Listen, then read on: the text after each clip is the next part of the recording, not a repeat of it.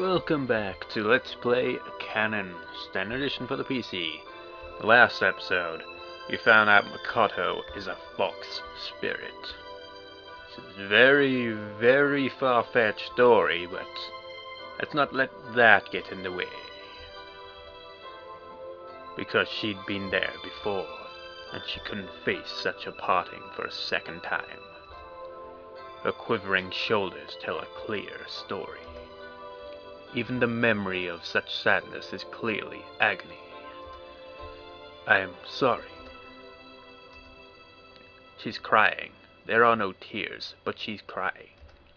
She knows what fate lies in store for me. And I only have to look at her to get a pretty good idea. She says in a broken voice.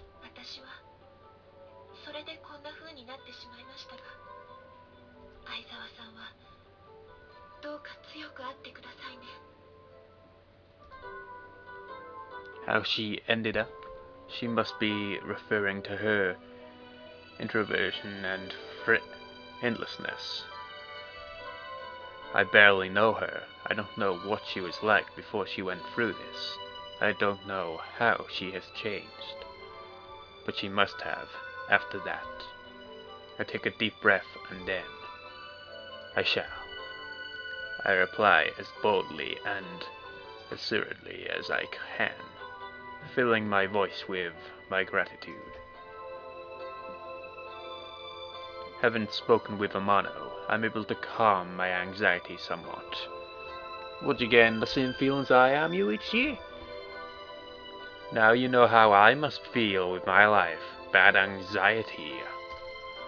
Even if our parting is inevitable, I am resolved to support Makoto as best as I can. All I can do is try to satisfy her, and satisfaction is all she wants. That's what she came for in the first place after all. So we'll spend her last moments together. That's what I resolve. The story is actually getting to its end now, isn't it? 26th of January. It only took like, what, 70 something parts?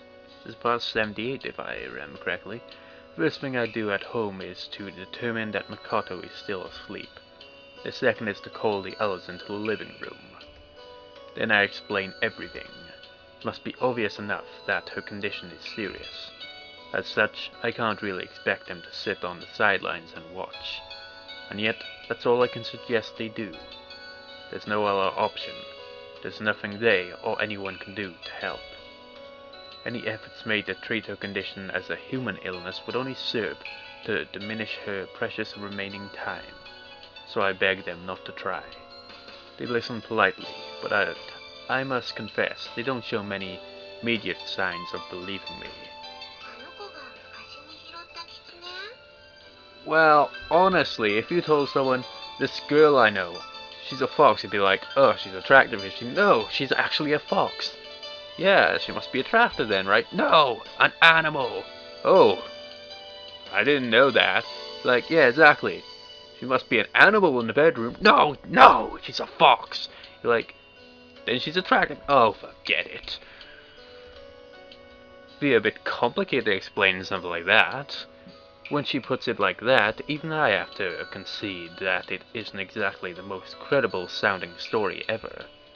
Of course not, but it's the truth. I quietly nod. Is that all? It'd be pretty cool if they could talk, wouldn't it? In case you hadn't noticed, she isn't exactly finding either of those things easy. Kind of like she isn't really human, in fact.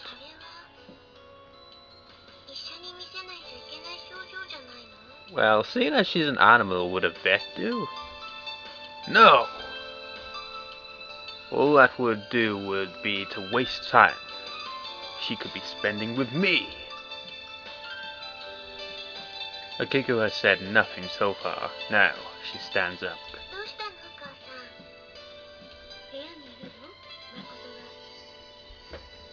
She asks me, ignoring her daughter. In my bed, fast asleep.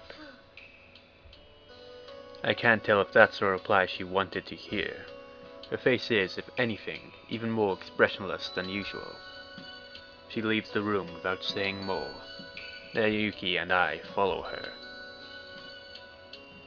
Akiko kneels beside my bed and lays a hand on the sleeping Makoto's cheek.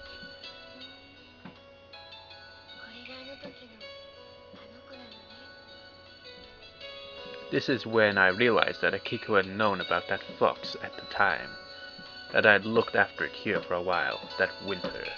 I thought I'd kept it hidden quite well in my room, but I guess I was still a kid. However careful I tried to be, no doubt, my aunt easily saw through my attempts to conceal what I was up to. The sound escapes from Makoto's mouth while she sleeps. At the same time, her hand slips, causing jingling from her lap. Akiko gently lifts Makoto's wrist up.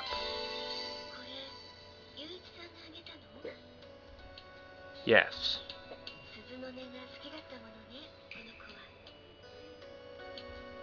Eh?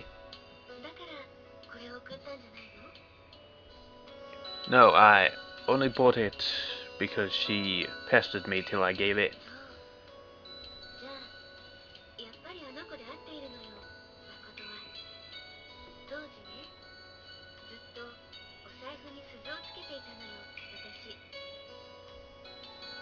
Nayuki nods by her side as if she remembers too.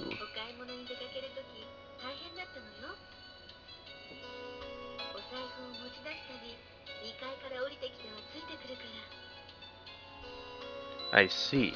I had no idea.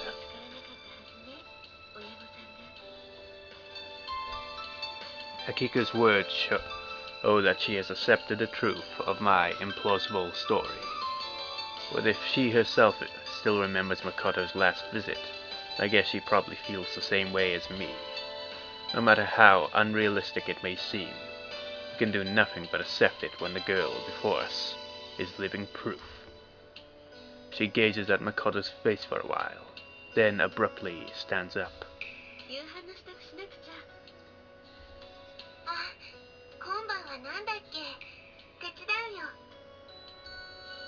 The conversation has already returned to the normal topics.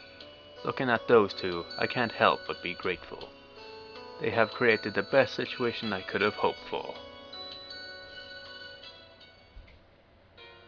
Makoto is more sedate after that day, and she gets even quieter. See that, viewers? See that? Nothing there. Why, you might ask? Because well, according to the up above, where you can't see on the recording, it's Wednesday the 27th. But these days will fly by, viewers. We are very close to the end. No, quiet isn't the right word. It's too nice. This isn't nice. This is her starting to find even speech a thing so difficult as to border on the impossible. Where once she was the noisiest person in the house, now she tends more and more just to sit and stare into space. I sit with her in silence, watching the snow dance around outside. Her hand is in my lap, her hand tiny and warm, so that she'll always know, without looking, that I'm still with her. Makoto. Makoto. She slowly turns to face me. Would you like some satsuma, or whatever that is? I've acquired one from Akiku. I show it to her. Who knows? I guess we'll have to try it and see. Tell you what, I'll eat some first. I sink my thumb through the pit into the core and neatly pull it in two. Taking one of the halves and splitting it again, I peel off a segment or whatever, and pop it into my mouth. No, it's good, nice and sweet. I place the segment in her hand. She looks at it for a moment, then eats it. Her lips purse. Oh dear, was it sour? See? We share the rest. She holds the peel in her mouth and continues regretfully chewing long after the flesh is gone. You can't have any more. You know what'll happen if you eat too much. She nods and returns her gaze to the window. It has started to snow heavily now. I gaze at her expressionless profile. She doesn't laugh anymore or get angry. Those are human emotions, which she is losing. It's only natural. She's only barely managing to retain her human form at all. And that's all it is. Form. Her emotions are no longer human. See you next time, viewers.